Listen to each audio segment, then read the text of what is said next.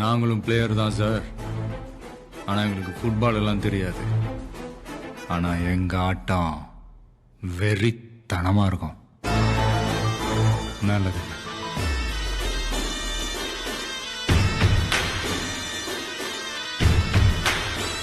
தமிழக வெற்றிக் கழக பிரச்சாரத்தின் போது பாதுகாப்பு பணிக்காக தொண்டர் அணி உருவாக்கப்பட்டிருக்கிறது. அதுக்கு மன்ற தொகுதிக்கு ஒரு ஆண் ஒரு பெண் என 2 பேர் தேர்வு செய்யப்பட்டிருக்கின்றனர். தொகுதிக்கு 2 பேர் வீதம் 234 சட்டமன்ற தொகுதிகளுக்கு 468 பேர் தேர்வு செய்யப்பட்டுள்ளனர்.